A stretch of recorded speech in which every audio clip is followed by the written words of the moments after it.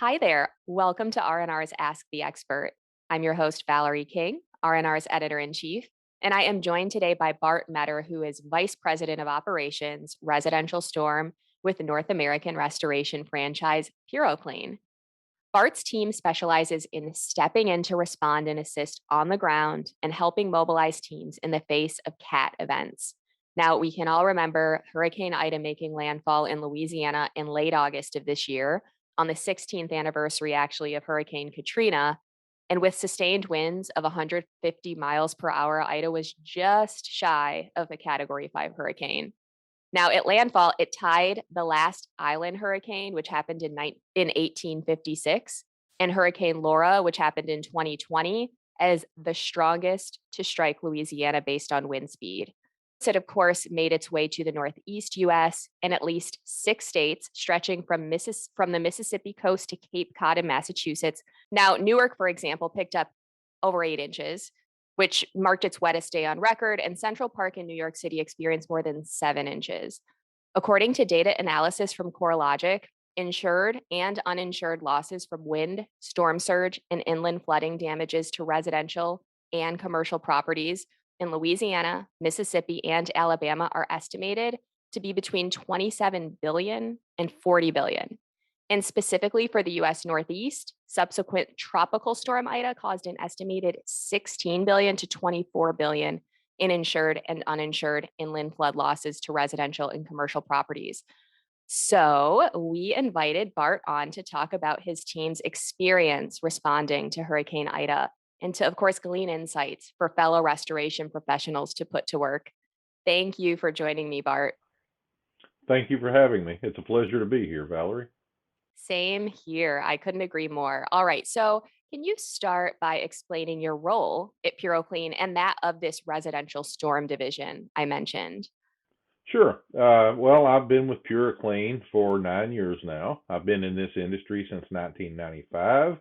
I had my own franchise in this industry for one of our competitors years ago. And I work directly for the Executive Vice President of Operations and Training. And we manage a team of 10 regional directors across the country who provide direct support for our franchise owners, support like business coaching and training, sales coaching, mentoring, financial and technical training, those type of things. As far as the residential storm division, I manage that response to storms, whether it's hurricanes, tropical storms, micro surge events that are located directly in, cities or towns across the country when they happen, or like the polar vortex that hit across the country last winter. And managing that with my team, we have a group of franchise owners around the country that are our residential storm response, CAT storm response team, I should say. And so the process is once we determine there's going to be an event, we start mobilizing and planning and organizing that response. Very good. All right. So, can you take us back to late August, diving into Hurricane Ida? So, in the aftermath of it touching down in the southern US, what was PuroClean's involvement and what in particular was your focus or your team's focus? Sure. Well, as you can imagine, in the wake of the storm, that it was just almost total devastation in many areas. You had trees down, you had power poles and power lines down everywhere, making it a logistical nightmare to even be able to travel into the area.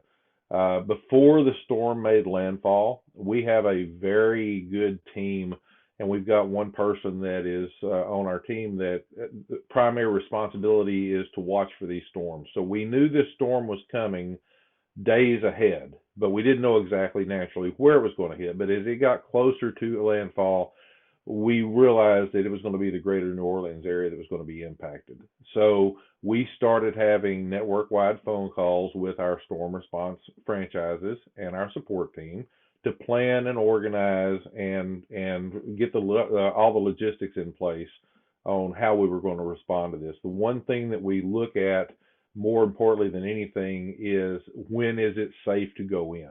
So a lot of our CAT storm team will start going, because they come from all over the country. So they will start deploying into areas around what I call the theater of operation. So they might have landed in this case in Houston or maybe Atlanta, things like that. So they were safe, but they were closer to be able to get in as soon as we could get into the area and start working. We provided, like most restoration companies, we provided a wide range of services from roof tarpings, structural drying and cleaning naturally, content drying and cleaning, a lot of demo and tear out because in storms like this, a lot of the drywall and flooring has to come out. My main focus, as I've already said, is as I manage this, is to make sure safety is our first priority. And then it's getting into the area as fast as we can and start supporting our local franchise owners. In this case, we had four franchise owners. Their locations were directly impacted. So, as you can imagine, living in and through a storm like this and owning a business that's in this industry, you're just trying to survive and take care of your own things and your own family. So our support team comes in to be a support system for them.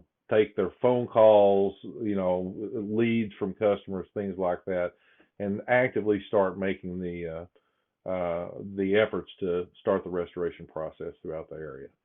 We share leads, we share data, we share assets, whatever we need to do to make this a successful operation for the people that are affected, because this is people's lives that are directly affected, things that, an event that most of them have never lived through before in their lives.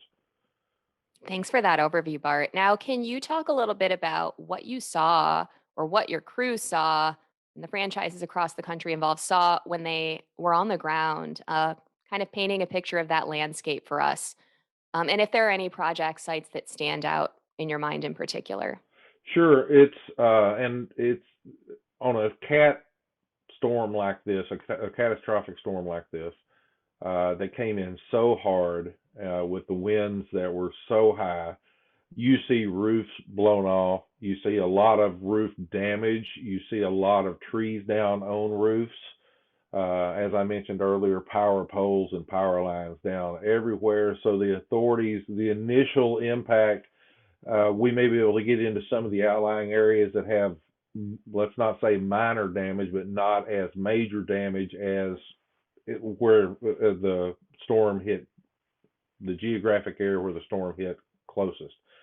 Uh, so, for instance, getting into areas outside of the New Orleans metroplex area is sometimes easier than it is to get into where it directly hit. For instance, Homa, I think that's how they pronounce it there, Homa, Houma.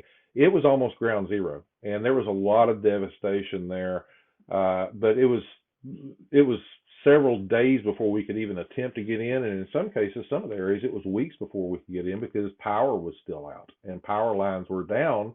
And as you know, you don't cross a power line because you don't know if it's live or not. Very helpful. Now, is there anything you can share on what was seen and experienced on the ground in the aftermath of the tropical storm Ida that had then moved to the Northeast from the Gulf? What were property loss crews faced with in the Northeast? Sure. Well, on the Gulf Coast, as I was saying, it's a lot of wind damage, it's some flooding, but mainly wind damage and water intrusion from roofs or broken windows, things like that. As it moved to the Northeast, there wasn't as much wind damage, but there was a lot of flooding. As you mentioned in your intro, the amount of rain that fell in Newark. So New Jersey and New York were our focus, and it was mainly a rising water event there. Not as much insurance coverage because rising water is not a covered loss. So there was a lot of more tear out. Number one, the biggest challenge in something like that is you've got to wait for the water to recede before you can even access the property. Depending on the situation, that could take hours, it could take days. I've seen it in my lifetime in this industry where it's taken weeks in some instances. So we didn't have as much power outages and things like that and wind blown damage, but a lot of rising water and flooding. Okay. That said, what sorts of restoration and disaster response work did you end up doing in the Northeast? Okay.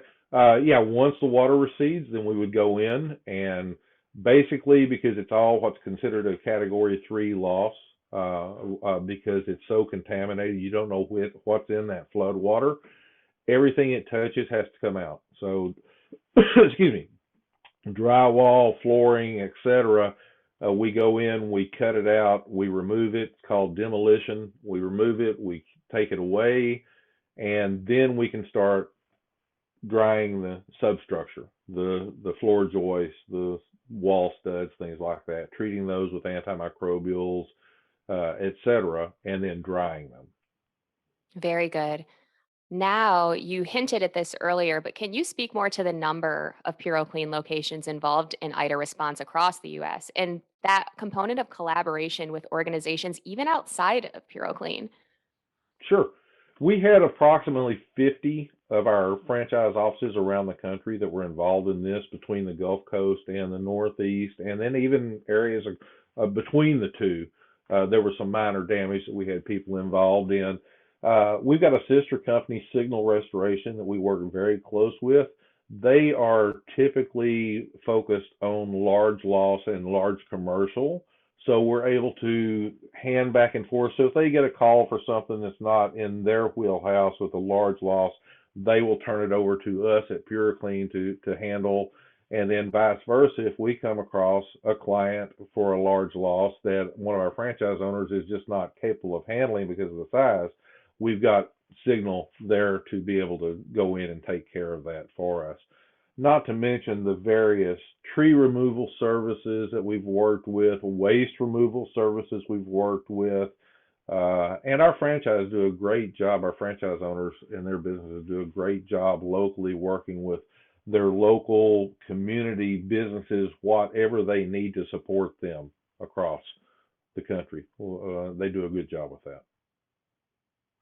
So, where do things stand now as we record this in early November 2021?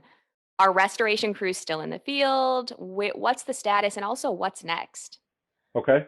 Yeah, there, to answer your question, let's go both directions. In the Gulf Coast, there is still some work going on. There is insurance claims are still being settled, and so it has turned in for a big part of the area has turned into mold. In Louisiana, you must be a licensed mold contractor. So we've got local offices there that are still in the field doing mold because they are local to Louisiana. They're from there and they have the licenses to do that type of work. I've got a few from out of the area of our storm response team that are still there doing some roof repairs and things like that. In the Northeast, in the New Jersey area specifically, it's there's a lot of mold, and so we still have crews there working on the mold and remediating the mold, and that'll probably continue to the end of the month, is what we're anticipating. Okay. Now, curious of all the natural disasters you've responded to over the years, where does Ida fall in terms of the property loss that it led to? Is there anything about this experience that made it unique to others? You know, each one of these storms, I've been working storms as far as managing them at my previous company and here at PureClean since Hurricane Katrina. Each storm is unique in its own way. There's never two that are identical. Ida, as bad as it was and as strong as it was when it hit, I think it will be remembered as a mid-level property loss storm, just simply because of the massive power outages and what I've talked about earlier. When you don't have power, you can't dry a structure. So then mold sets in, especially with the humidity and all on the Gulf Coast, mold starts setting in. And because of the licensing requirements in Louisiana, that really, not just for us, but even for our competitors and all restoration companies, if you're not licensed to do it, then you can't do it, and the state doesn't relax the regulations for this kind of response, well, then the amount of work you're able to do is really less than what it could be in another situation, if that makes sense. So I think Yes. that's why it's going to be more mid-level than it would be. In my experience, a Cat 1 and Cat 2 or hurricanes are really a sweet spot, if you want to use that term, for restoration companies for the work that they do and provide for customers and clients that need our help, because there's not just widespread devastation. There's, minor power outages and some structural damage, but mostly it's just water intrusion, and there's a lot of work and a lot of help we can provide. In this case, it was so destructive, it really limited, the amount of work, unless you're a company that does a lot of rebuild, and we do have some franchisees that do that, but that's not the majority of our owners that respond to storms. I'm wondering if you could offer a few best practices for fellow restoration pros on providing CAT services, especially in the work that goes into the deploying of the personnel and the equipment to the impacted areas. You talked a little bit about that earlier, and also ensuring those frontline crews really have what they need to help once they arrive. That's a great question, and I've got to say, in all my years' experience with storms, we have organized and done such a great job here at PuroClean with the ownership and leadership backing us fully. We start planning these events. We're already planning for next year, and this storm season isn't even over. So the best practice is you get all the stakeholders on your team, and that is your admin, that is your accounting, that is your marketing, that is your technical support as the franchisor. You get all those stakeholders together, and you uh, organize, you meet, you discuss, you look at data, you collect data, and then you bring in your storm cat response teams of franchise owners that want to participate in these type of storms, and you get their input. And we will have a debriefing meeting. It hasn't been scheduled on the calendar yet. It'll probably be right after the first of the year, to where we will get all these stakeholders involved and say, okay, what did we do right? What could we have done better? What challenges did we see in this storm that maybe we haven't seen before? And we've got equipment trailers now that we haven't had in years past to be able to go in, because equipment is a premium in an event like this. So yeah, it's plan early, plan often, and I guess what we teach here is, when you're facing the customer and the client, doesn't matter if it's residential, commercial, who it is, don't overpromise, over deliver.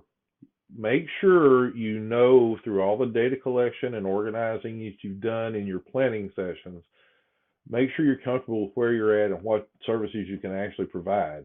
So don't promise something you cannot deliver, and then over deliver on what you do promise. Thanks for that. More on working with the customer. I'm curious about that human side. Any tips on serving the residents of the homes in the wider communities that are hit by such disasters? Yes, simply put, compassion, empathy, patience. You have to remember, and I've alluded to this earlier, this is more than likely their first experience with something like this. And they're devastated. In their mind, their world is completely over. And so you've got to come in as the restoration professional and be calm, assure them that you've been through this before and that it's going to be okay, and that you listen carefully to what they're telling you. You find out exactly where they're at. You get insurance involved. You deal with all the business aspect of it. But at the end of the day, these are people that are hurting, and they need you to be calm, cool, and collected, as we say, so that you can get them back and provide to get them back to normal and provide them with a peace of mind that life is going to go on. And the most important thing is being there for them. And what I mean by that is, it's not just an initial introduction and the work starts. It's as they come up with questions or concerns that they're able to contact you and you're able to meet their needs. I've had plenty of instances in my experience where our crews have been contacted by a homeowner because there was some artifact or some special possession that they have that, in all the excitement, they forgot about. And so they're in a hotel or staying with family or friends. All of a sudden they're, oh my gosh, there's this or that, and they reach out and call and say, can you find that for us? And if you're there to where you can actually talk to them and say, sure, let me get my crews on that. And then you're just honest with them and say, you know what, I can't find it. Or, hey, guess what? More times than not, we found it. We've got it in our possession, and let's meet up and we'll get it back to you. It's that type of thing that again, this is people to people, and we're just there to serve them as anyone in the restoration industry should be. Helpful advice for sure. Okay, finally, last question. Are there any key takeaways or lessons you learned specifically from responding to Ida this year that you can share with us?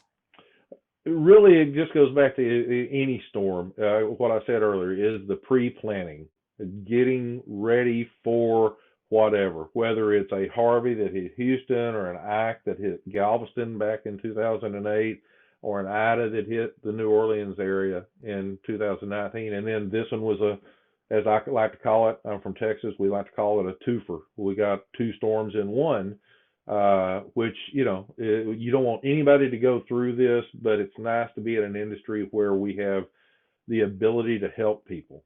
And so the key takeaway and lessons learned from Ida, I would say, is you cannot over communicate with each other, whoever that is on your team, and you cannot over communicate with your client, whether that's the insured or the insurance company or property manager, whoever it might be. Thank you. All right. So, planning, communication, just being on top of it throughout the year, even when nothing's happening. Like you said, you're already planning for 2022. Well, thank you so much for your time and insight, Bart. Before we go, where can listeners go to connect with you or to learn more about the residential storm division at PuroClean? Well, they can go to my LinkedIn page, which is just Bart Meador, and they can go to PuroClean.com. We have information there. And they can email me, bmeador@PuroClean.com, if they have any questions. I'll be glad to answer them. Perfect. Thank you for sharing that. All right, listeners and viewers, for more insights on restoration, remediation, and the people behind it all, please visit our website, randrmagonline.com, Apple, or Spotify. And if you haven't yet, please be sure to follow the podcast so that you can keep up with all of our latest episodes. And if you could give us a quick review and rating, we'd so appreciate it. We're also on YouTube, LinkedIn, Twitter, and Facebook, so we invite you to follow us there too. This has been R&R's Ask the Expert. Thank you for listening.